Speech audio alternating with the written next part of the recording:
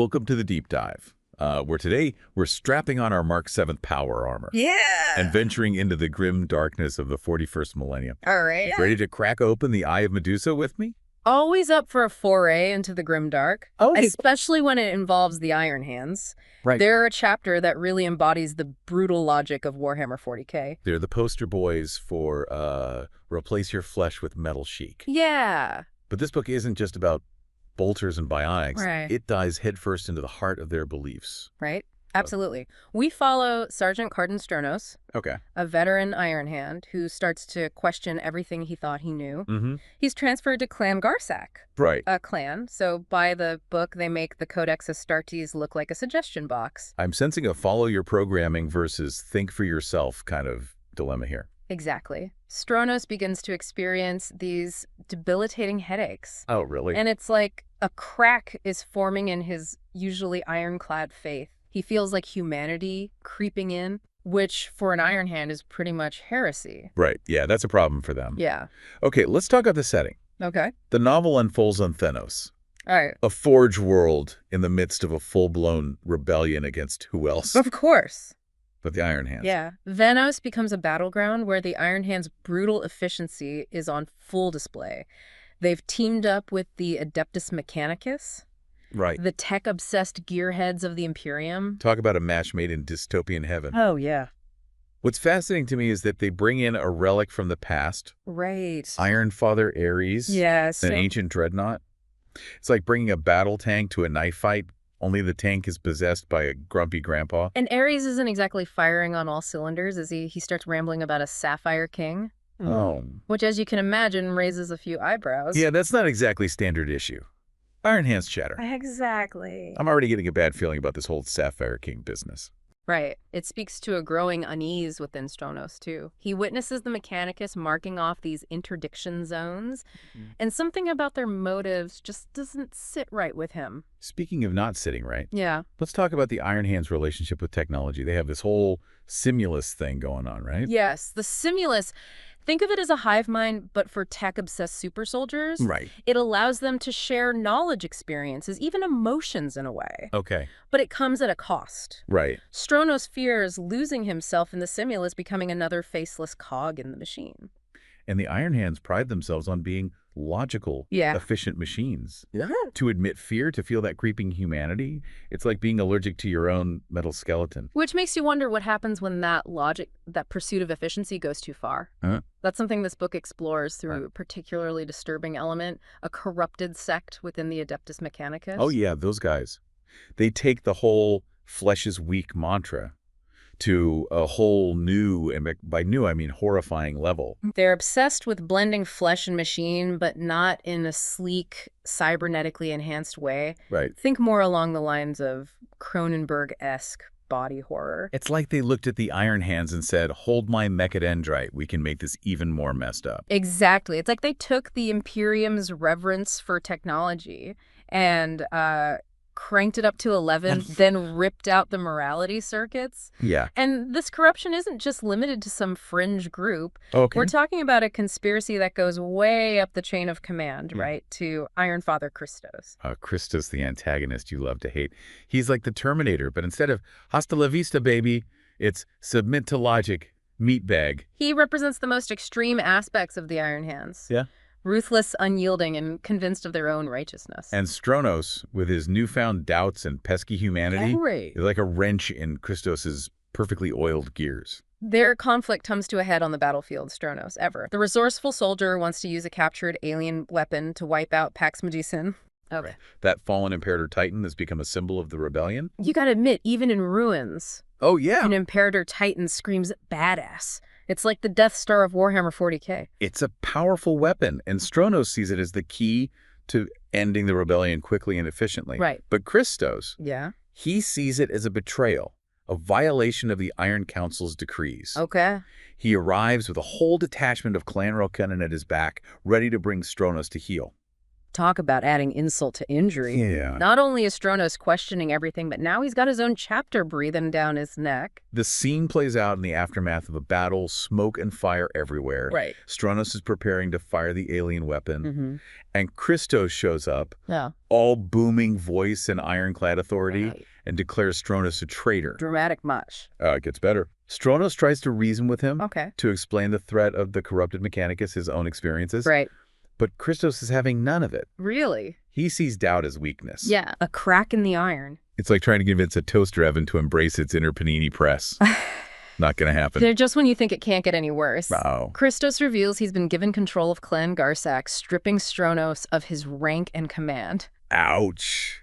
That's got to sting even for a guy who's mostly metal. It's a brutal display of power, a reminder that in the grim darkness of the 41st millennium, loyalty and honor often mean very little. Right. Christos demands Stronos kneel a final act of submission. Wow. And Stronos, he refuses. Classic Stronos. He might be beaten and broken, but he's not backing down from his convictions. And that refusal costs him. Christos unleashes a weapon, leaving Stronos choking on the toxic air left for dead. Talk about a cliffhanger. Our hero's down, but is he out? Well, that's what we're here to find out.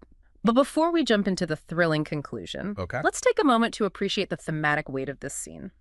We have the clash between blind faith and reasoned doubt, Right. the brutal efficiency of the Iron Hands versus the insidious corruption of the Mechanicus. It's a grim reflection of the Imperium itself. A crumbling empire, clinging to order while being eaten away from within. Yes. And poor Stronos is caught right in the middle of it. He's forced to confront the flaws in the very system he's dedicated his life to upholding. Mm-hmm. It's a struggle many of us can relate to, even without the power armor and bolters. Unless you count our Warhammer figurine collection as power armor. Right. Speaking of which, we've got a battle for the soul of a chapter, a corrupted Mechanicus conspiracy, and a protagonist left for dead. Listeners, if you haven't already devoured the Eye of Medusa, you might want to pause us right here, because in the next part, we're going full spoiler mode on that epic conclusion. Ah. All right, fellow lore masters and battle brothers, welcome back to the final stretch of our deep dive into the Eye of Medusa. Yeah. As you know, we're in full spoiler territory now. Right. Last we left off, Stronos was tasting dirt, or rather the toxic dust of Thennos, courtesy of Ironfather Christos. Left for dead, stripped of command, you'd think that's curtains for our conflicted protagonist. But remember, Stronos is made of sterner stuff, even if some of it is now bolted on. He's got more lives than a Necron overlord with a fresh resurrection protocol. Yeah. But before we get to his dramatic comeback tour, Okay. let's check in with another player on the field. Scout Roth and his merry band of somewhat less than loyal brothers. Oh, rough.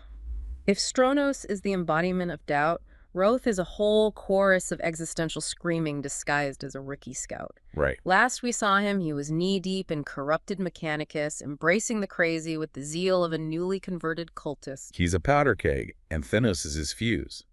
So while Stronos is playing dead, what kind of chaos are the scouts unleashing upon Losis Primus?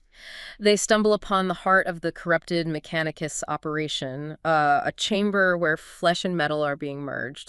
Not with the cold precision of the Iron Hands, Right. but with a perverse, blasphemous artistry. I'm picturing a cross between a butcher shop and a mechanic's garage. Yeah. Only instead of engine grease, it's, well, let's just say it's not pretty. Not for the faint of heart. Oh. And at the center of it all is the Primus Shard, an artifact of immense power. Right. The source of the corrupted Mechanicus' control over the rebellious Skitarii legions. Wait, so the same shard Christos is after? The very same. We've got ourselves a good old-fashioned three-way showdown brewing.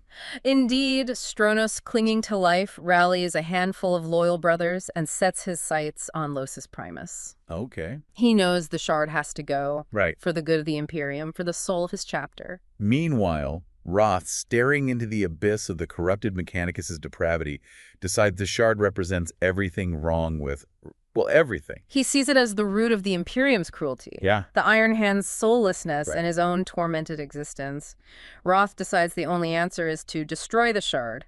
Consequences be damned. So we've got two sides of the same coin here. Yeah. Stronos fighting to preserve the Imperium wrath, fighting to shatter it, all while Christos is playing puppet master with his own agenda. It's a recipe for disaster. This is why we love Warhammer 40k. Yeah. Nobody does grim moral dilemmas like Games Workshop. And the stage is set for an explosive finale. Okay. All three factions collide in a maelstrom of bolter-fire chain swords and some very unfortunate Scutari who picked the wrong side to pledge their cybernetically enhanced allegiance to. It's a symphony of destruction. Only the conductor is a sentient tank. The orchestra is hopped up on warp dust, and the audience is probably already dead. Yeah. But who emerges from this chaos? In a move that surprises even the jaded narrator of this grim tale, it's Roth who lands the decisive blow. Why? Driven by his fractured psyche and armed with a weapon pilfered from the corrupted Mechanicus' stash, he unleashes its power upon the Primus Shard. Talk about poetic justice, eh? The most unhinged character ends up being the catalyst for, well, something. The destruction of the shard unleashes a shockwave of energy, crippling the corrupted Mechanicus, throwing the battle into disarray. Wow. Roth, his purpose fulfilled, vanishes into the wreckage, leaving behind a legacy of chaos and a whole lot of unanswered questions. I wouldn't be surprised if he's off starting his own chapter, the ruthless, where the only initiation requirement is the 1,000-yard stare and a disturbing amount of enthusiasm for chainsaws. Wow. But what about Stratos? Did our grizzled veteran survive his duel with the embodiment of Iron Hand's dogma? He did, though. Calling it survival might be generous. Okay. He's broken physically and spiritually. The battle with Christos, the revelation of the Mechanicus' corruption, it all takes a toll. Yeah. He realizes the Iron Hand's way, the cold logic he clung to, it's not the answer. It never was. So he wins, but at what cost? It's a classic Warhammer 40k gut punch. Victory tinged with the bitter aftertaste of disillusionment. The novel ends with Stratos being pulled from the wreckage, his fate uncertain. Wow. Will he return to the fold forever changed by his ordeal, or will he forge a new path, one where the machine and the spirit aren't locked in eternal combat? We're left with more questions than answers, which, let's be honest, is the most Warhammer 40k way to end a story. The Eye of Medusa doesn't offer easy answers or comforting resolutions. It throws you headfirst into the meat grinder of the 41st millennium and forces you to confront the same impossible choices these characters face. It's a story about faith and doubt, about the seductive lie of logic in a galaxy ruled by madness. It's about the enduring strength of the human spirit, even when it's encased in ceramite and armed with a bolter. And on that note, we'll bring this deep dive to a close. Until next time, fellow heretics and renegades, keep your bolters primed, your chain swords sharpened, and your minds ever vigilant against the encroaching darkness. And that's our show. Thanks for taking this deep dive with us.